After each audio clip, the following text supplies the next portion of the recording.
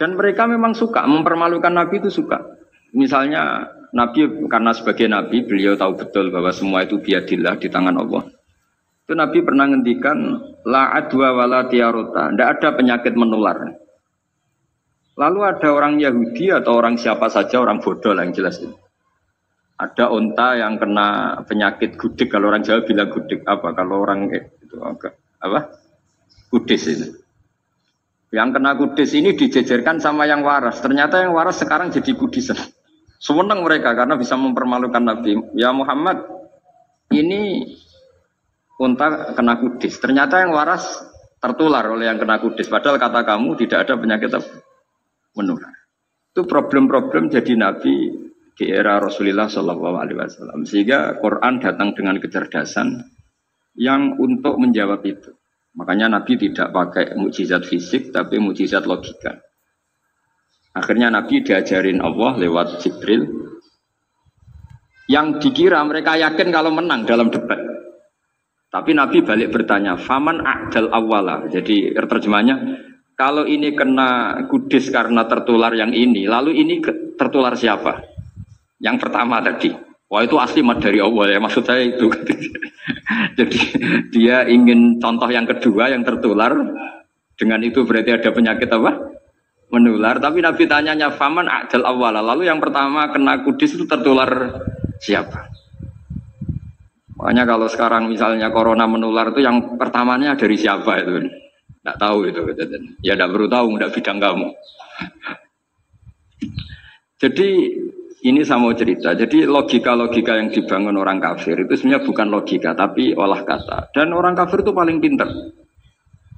Karena mereka itu penyair. Penyair itu kalau sekarang modern mungkin mirip-mirip jurnalis atau mirip apalah. Bisa mengubah apa saja. Apa yang sebetulnya baik dikesankan buruk atau sebaliknya. Sehingga ini menyusahkan karena Nabi harus ngendikan hakikat, harus mengatakan sesuatu yang nyata dengan bahasa yang benar, sementara mereka mengatakan kebatilan dengan penjelasan yang baik. Ini ribet kan? Sehingga dalam banyak percekcokan ya, itu susah dicari jalan tengah karena sama-sama mirip, kebenaran ini sama-sama mirip.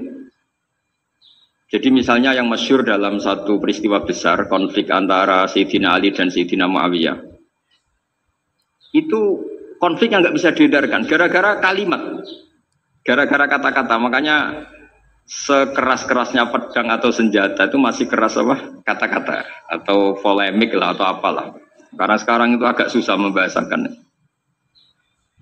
Ketika konflik Ali dan Muawiyah itu ada orang bilang, ya sudah, nahkum bi kitabillah. Sudah sekarang kita kembali ke kitabillah. Itu mereka megang mushaf. Mushaf ini yang saya pegang namanya mushaf.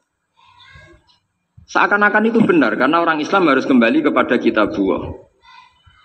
Pertanyaannya lalu Ali kata Ali, fadorobal mushafa biyadihi. Sayyidina Ali nepuk mushaf ini keras sekali. Sal hadal mushaf kata Sayyidina. Kalau kita harus kembali ke Quran, coba tanya ini.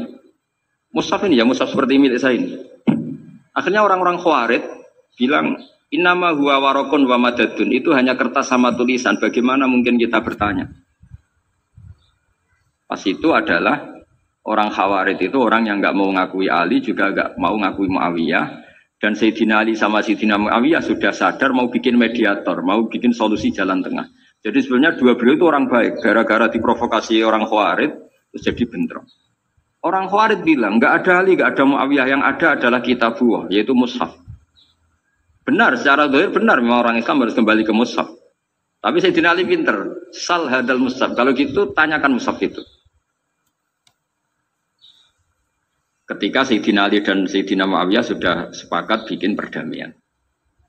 Akhirnya singkat cerita, inama huwa